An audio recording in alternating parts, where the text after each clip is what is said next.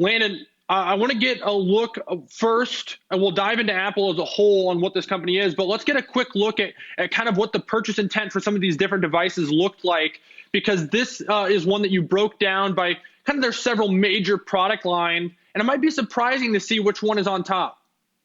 Yeah, and you know what? And Kevin had a good point. I mean, you talk about the iPad. Obviously, it kind of took a back seat over the last few years. But the whole lockdown, working from home, and most importantly, schooling from home has completely changed that. And iPads have been flying off the shelves. It's kind of back now. And if you look at, which of these devices have done the best over the last year or so, over the last 90 days compared to the 90 days prior, iPad is on top. I think we've got it at about plus 16% year over year. And then you've got the Mac next at plus 8%. So those two, obviously, that's telling you that's work from home, school at home. iPhone is around plus 3%. And actually, the watch is falling off at negative 26, and the AirPods are about cut in half. I think there's it's about negative 50% for the AirPods, but really that is a lot to do with the fact that it was brand new not too long ago, and so there's a little bit of a novelty wearing off. Everyone who got them jumped on them early, but yeah, you can see here the key driver is the fact that kids are at home and they need something to learn on. So you've got an iPad and a Macintosh, or they need something to spend their time on in between lessons, and so the iPad is really doing well. It's kind of the comeback product right now. And again, it's all because of the lockdown. So big benefit here to Apple. Of course, the iPhone's doing well, as Evelyn talked about. The 12 Pro Max, I think I got all the adjectives in there. The 12 Pro Max is doing really well. It's huge, long-lasting battery life, very high happiness. People love it. And if you look at the company as a whole, the purchase intent for the entire company, we've got it doing very well. We've got purchase intent on a year-over-year basis at about plus 17%.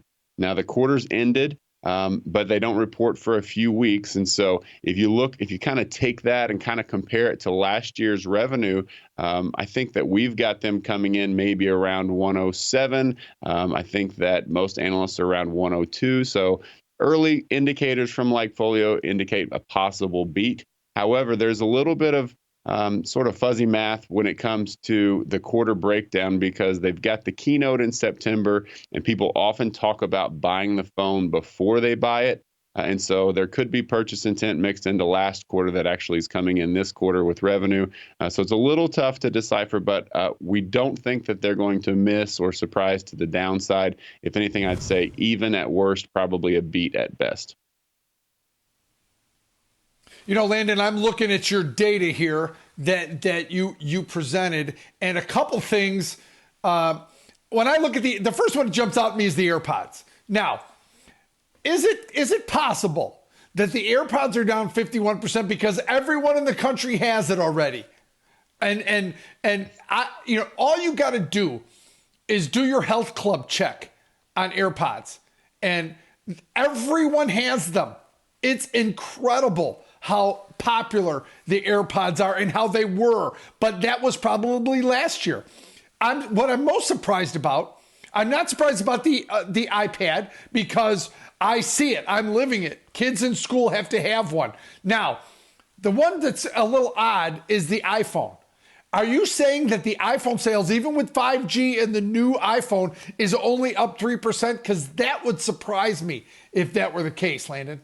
Well, that's what we're tracking as far as consumer demand. This is people talking about wanting to buy it or buying it. Yes, and we've got it at around plus 3% year over year. I would agree with you on the AirPods. I think everyone bought them, and they likely haven't broken or been, phased out, technology speaking, phased out yet, like iPhone often does every September. So they do have the new AirPod Pro Maxes, which are, only a half of $1,000. I think they're $550, which is incredible to me. But people are actually going to be buying them, and they're excited about them. And, on the launch, on the announcement of that product, the happiness for AirPods overall went up 3 points. Normally, when you get a product that's kind of overpriced, or at least appears to be, you'd see a happiness drop off, and that didn't happen. So there are some very, very loyal people out there that love these products. They're excited about getting the new AirPod Pro Maxes. But they keep adding fantastic levels of service across all the products. And yeah, iPad and Mac are doing the best. iPhone up just a little bit. I know it's a little bit of a surprise. We expected more because of 5G. There's a ton of pent up demand for 5G. We're seeing it bear out a little bit in the numbers, but just not as much as you may have expected. But I think that the iPad and the Mac are the big stories as far as how well they're doing. And then, of course, you've got the services division, which I think is about 22% of overall revenue. They're doing a lot there with Apple One, which is, kind of combines everything: Apple TV, music, iCloud, news, fitness, all of that. And that's getting a lot of traction. And one of the most brilliant things that they're doing is with the Fitness Plus, you have to have a Watch 3 or better in order to have the on-screen interactions. And so it's just more of Apple doing that thing where you've got to have this product to work with that product, and it all works together as a family. And the more products you have inside that family, the better it works. They're doing a fantastic job of that, and now they're just adding more to it. And so I think really we want to watch the services division and see how well that Fitness Plus app takes off, and see if that boosts the Apple Watch sales as well. Yeah, there's tons to unpack with this company, Landon. I think that's what makes it so interesting, but also their ability to execute has been one that's been proven over time. I mean, they've continued to enter spaces, maybe a slow start, and then they seem to, out of nowhere, become the leader in the space. Look at the Apple Watch. Look at the AirPods. I mean, we're seeing disappointing numbers out of the AirPods, but it's a newer product. To Kevin's point, if everyone just got them, the previous holiday season, maybe it isn't time to upgrade them yet. Maybe it'll be a big holiday season at the end of this year for the AirPods. Their new AirPod product, probably not comparable to the one that I have in my ear, but it's a new marketplace for Apple to step into. But Landon, I think you hit on the crucial key piece of what's made Apple so successful is the cohesive nature of all of its products interacting with one another, from the services side to even the hardware interacting with itself. And it also just has the, kind of the added bonus barrier to entry in the modern world of, for example, I think you said you're an Android user, Landon, the green text, doing things to make it, not necessarily harder, but a little bit just less desirable to use an Apple-related device with something that isn't Apple-related. And how important is that in their transition and growth through services? You kind of got to own the Apple product first. It's now the staple. And then the discretionary component is what you do after the fact. Is that the story now with Apple? Yeah, I think so. I think it's all about the ecosystem, and they've done a fantastic job of that. I've gotten a lot of shame as the green text guy. I've ruined group chats, and I think I'm being left off of some of them.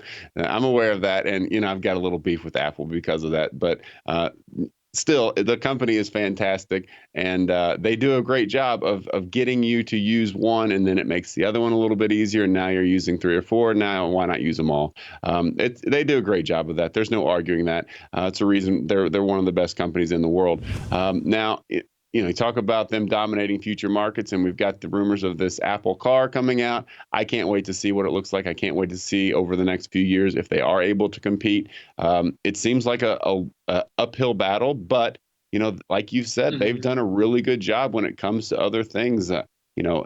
Earpieces and watches and everything that they've added on over the years, they've done a really fantastic job of executing. So I'm not going to bet against them as far as the car is concerned. But right now, it's really just all about that ecosystem, and they're just adding on. So the more things that they can add on and upgrade, the better they're going to do. And right now, we're looking at a pretty good quarter that's being reported. It should be, 2 or 3 weeks from now. And again, I think that worst case scenario, they're going to match analyst expectations. Most likely, they're going to come in a little bit better.